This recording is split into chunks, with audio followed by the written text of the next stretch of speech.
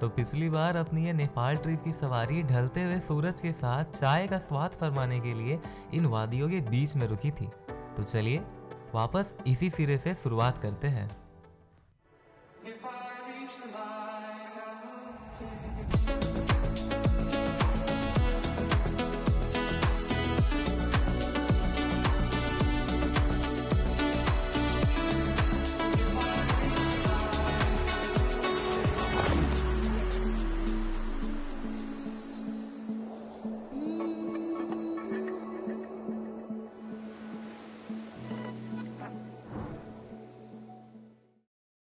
तो जहाँ हम लोग दरअसल चाय पीने के लिए रुके थे ना, वहाँ से दो रास्ते जाते थे, एक अच्छा और एक ऑफ रोड वाला।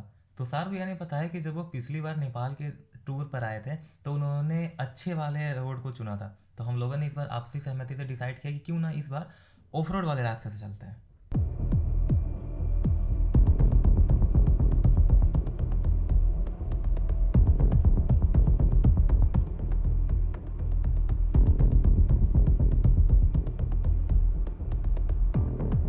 जब हम लोगों ने ये फैसला किया था ना, तो हमने ये नहीं पता था कि इस कदर ऑफ रोड ऐसा हो जाएगा। जितना मज़ेदार है ये उतना इतना ही ज़्यादा डरावना भी है। अब मैं ऐसा क्यों बोल रहा हूँ वो मैं अभी जस्ट बताता हूँ। ये जितना इधर आप देख रहे हो, ये पेड़ पौधा जितना भी यहाँ लगाया हुआ है या उग चुका है, अभी ये थोड़ा सा रोड बड़ा है यहाँ पे, बट आगे से है तो मैं ट्राई करता हूँ दिखाने का। थोड़ा सा बिल्कुल खड़ी खाई और ये देखो, ये यहाँ पे इस पर पानी ही पड़ा। ये देखो ये देखो ये देखो, बिल्कुल खड़ी खाई है। अगर किसी ने भी मस्ती मजाक में भी कुछ करा तो ये देखो ये देखो ये देखो, पूरी खड़ी खाई है। मतलब आप उधर से जाओ ही मत, ऐसा यहाँ का ये। अब इसका मतलब ये नहीं कि मैं आप लोगों को डरा रहा हूँ, ऐसा कुछ भी बात नहीं है। बात ये है कि ये सब चीज़ें यहाँ पर हैं, ताकि जब भी आप यहाँ पर आओ तो आप मेंटली और फिजिकली अपने आप को प्रिपेयर कर लो कि हाँ, आपको इस परिस्थिति से गुजरना है। खैर, और थोड़ी देर ऑफ रोड करने के बाद हमारी होती है ड्रिंक टेस्ट, क्योंकि वो जो टर्न्स थे वो इतने ज़्यादा डेंजरस थे कि अगर वहाँ पर कोई बाई चांस अगर पी भी लेता तो फिर तो मतलब साफ ही था। और उसके बाद फिर हम लोग एक चाय ब्रेक लेते हैं, क्योंकि हम लोगों ने दोपहर के बाद से दरअसल कुछ खा नहीं रखा था। तो वहाँ पर दरअसल ना मैं थोड़ा सा इमोशनल हो जाता हूँ। अब रीज़न ये रहता है कि जब हम लोग जब नेपाल जब जाने का ऐसा प्लान कर रहे थे, तो उसके पहले ना मेरा एक मतलब पूरा प्रॉपर एक बाइकर एक ग्रुप था। बट जो ग्रुप में जो भी लड़के इन्वॉल्व थे उन्होंने मतलब जिसको कहते हैं कि इंसान इंसान के पास तभी रहता है ज़्यादातर जब उनसे कुछ अगर फ़ायदा मिलता है। तो वही सिचुएशन मेरे साथ भी हुआ था। मेरे साथ वो लोग, मेरा जो पूरा ग्रुप था वो तब तक ही रहा जब तक उनका नीड पूरा हो रहा था। और उसके बाद ऐसा हुआ कि जिस ग्रुप को लेकर के मैंने कई आगे तक के सपने देखे थे, वो ग्रुप कुछ लोगों की वजह से वो ग्रुप ख़त्म हो गया। ज़्यादा डीपली नहीं जाऊँगा, बट यहाँ नेपाल आने के पहले और जब ये ग्रुप टूटा था उस वक्त कई लोगों ने ये बोला था कि चलो देख लेंगे तुम अकेले क्या करता है नहीं करता है। मतलब इतना गिराने का कोशिश हुआ था कि खैर पूछो नहीं। तो जब मैं वहाँ पर जब पहुँचा और वहाँ जाने के बाद दरअसल पता ये चला कि हमारे मतलब अपने शहर का जो पहला ग्रुप था वो हम लोग थे जो वहाँ पर पहुँचे थे। तो बाकी चीज़ें वहाँ पे मतलब मुझे फ्लैशबैक होने लगी, याद आने लगा, तो आंखें में जो है मेरी वो थोड़ी सी नम हो गई थी।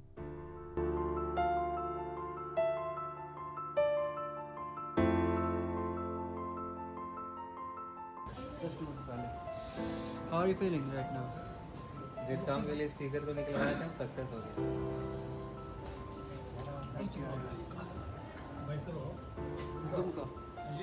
दुमका। तो बात दरअसल ऐसी है कि अभी लगभग 1 डिग्री टेम्परेचर पहुंचने वाला है। तो ऐसा होता है कि एक्चुअली अगर आपने राइडिंग गियर्स पहन रखी है तो आप बहुत ज़्यादा स्वेटर और हुडीज़ वगैरह अंदर पे आप नहीं पहन पाते हो, क्योंकि वो बहुत ज़्यादा फूल जाता है और वो एडजस्ट भी नहीं होता। तो इसका 2 सॉल्यूशन है। एक तो देखो ये है कि आप लहसुन को पहले चिबा लो, और दूसरा ये है कि हम लोगों ने साथ में रेनकोट ले रखा था। रेनकोट एक्चुअली क्या करता है, ऐसा ज़रूरी नहीं है कि आप बारिश या स्नोफॉल में पहनो। जब बहुत ज़्यादा कोल्ड वेदर होता है, हवा जब चलती है, तो बाइक चलाते वक्त क्या होता है कि रेनकोट जब आप पहनोगे तो वो हवा को पास होने के लिए नहीं देगा। इसके वजह से जो अंदर की गर्मी है वो अंदर रहेगी और जो बाहर की ठंडक है वो बाहर ही रहेगी।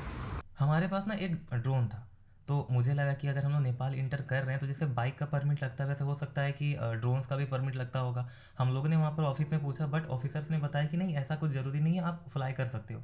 बट जैसे ही हम लोग यहाँ पे पहुँचे तो हमारा जो ड्रोन है उसको सीज कर लिया गया था। अब वहाँ पे रिकॉर्डिंग भी ऑफ थी। कई तरह के बात किए, कई बार हम लोगों ने रिक्वेस्ट करा बट रूल्स आर रूल्स। आगे चलते चलते रोड्स इतने ज़्यादा डेंजरस हो जाते हैं कि आगे से आ रही व्हीकल्स के लिए भी क्रॉस होने के लिए आपको रुकना पड़ता है, यानी कि ज़रा सी चूक और जान से हाथ धोना। और रोड्स इतनी ज़्यादा खड़ी थी कि अगर आप बाई चांस बाइक अगर रोक भी दो तो ब्रेक लगने के बावजूद भी गाड़ियाँ धीरे धीरे पीछे सरकने लगती थी।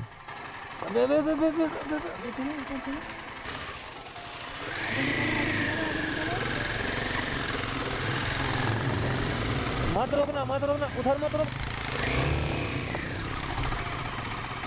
बाप रे बाप, साला जान रुक ही नहीं रहा है, बाइक पीछे जा रहा है तो। और बात दरअसल ये थी ना कि हम लोगों ने बस दोपहर में खाना खाया था, उसके बाद शाम से रात से हम लोग भूखे ही थे। और जहाँ हम लोग पहुँच रहे थे वहाँ पे ना तो कैफ़े खुले थे, ना तो हॉस्टल्स, ना ही होटल्स और ना ही रेस्टोरेंट्स, सारी चीज़ें बंद हो रखी थी। तो रात के बज रहे थे 12 और तापमान था 0 डिग्री और हम लोग पहुँचते हैं लेते। फिलहाल हम लोग लेते बाजार पार कर रहे हैं और रात के 12 बज चुके हैं और टेम्परेचर लगभग -1 फिलहाल हो चुकी है। हाथ की हालत ऐसी हो चुकी है हम लोग तीनों की कि बस अब हाथ जवाब दे रहा है। भैया रूम अवेलेबल होगा क्या? अवेलेबल हो, खाने के लिए कुछ भी नहीं। अच्छा रूम तो अवेलेबल होगा ना? तो हम लोग 4 लोग हैं टोटल। टोटल 4 रूम्स चाहिए। हाँ तो सिंगल, अच्छा एक मिनट, बाकी लोगों को बुला करके लेके आए। हाँ ठीक है। यहीं रुक।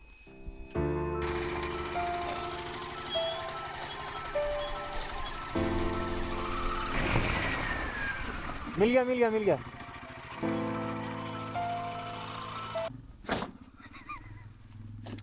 बाथरूम रहने जगह क्या? कंबल अरे वही पहले तो पूरा बोल रहे थे -1 में सरवाइव कर गए। अरे गाड़ी लगा दो। पहली बार। हाँ यार अरे मेरा फोन लाओ ना यार, हमको भी शूट करना है। और रूम है हम लोग के, ये दोनों ये वाला और वो सीढ़ी वाला। तो गाइस हम लोग के ट्रिप का पहला स्नो हम लोग को रोड पे दिखा था मगर उतना नोटिसेबल नहीं हो पाया था। मगर हम लोग के ट्रिप का सबसे पहला स्नोफॉल ये देखो, ये पूरा बर्फ है। ये देखो डायमंड जैसा चमक रहा है वाकई में, देखो। उफ, ये देखो एकदम ताजा है, अभी बिल्कुल ताजा है। साहब गज्जब। जय नेपाल। सचिन स्नोफॉल देख लो, सचिन स्नोफॉल। सचिन भैया टीका लगा देते हैं आपको। जय हो। देखो बर्फ गिरना प्रारंभ हो चुका है सचिन। अब बात ऐसी है कि जब आप भूखे रहते हो ना तो ये रात जो है वो काफ़ी लंबी हो जाती है। और खैर ऐसे लोग कहते हैं कि अंधेरी भरी रात के बाद एक खूबसूरत सुबह आती है। भाई तो खतरनाक। उठो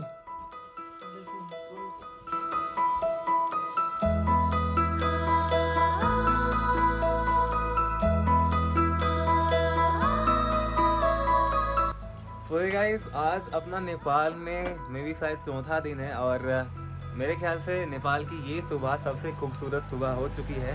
और धूप देख रहे हो कितनी कड़क है। और कुछ कड़क चीज़ दिखाता हूँ, ये रुको। पहले तो ये वाला होटल है जिसमें हम लोग रुके हुए थे। And the main thing is, अरे दिख गई, पीछे दिख गई, थोड़ी सी दिख गई।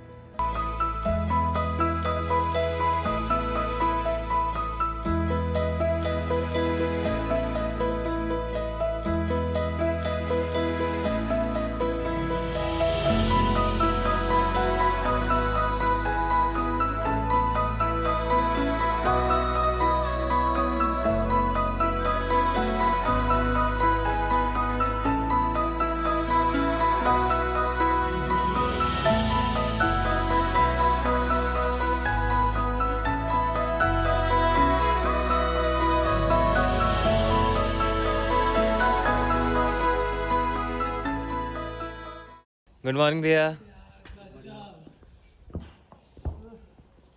तो फिलहाल अपना ब्रेकफास्ट रेडी हो चुका है और सबसे गजब की बात बताऊं कि हम लोगों ने कल सवेरे में 11 बजे ही जो अपना नाश्ता हुआ था एंड देन उसके बाद कल दोपहर से लेकर के रात भर कुछ नहीं हुआ था और आज हुआ था फिर अभी। तो भाई साहब बात दरअसल ऐसी है कि अपनी ये नेपाल ट्रिप वाली सवारी इन खूबसूरत वादियों के बीच इनकी खूबसूरती और माइनस के टेम्परेचर में धूप का आनंद लेने के लिए कुछ देर यहीं पे रुकेंगी। अगली बार वापस आपसे यहीं पर मुलाकात करेंगे। हाँ जी हाँ।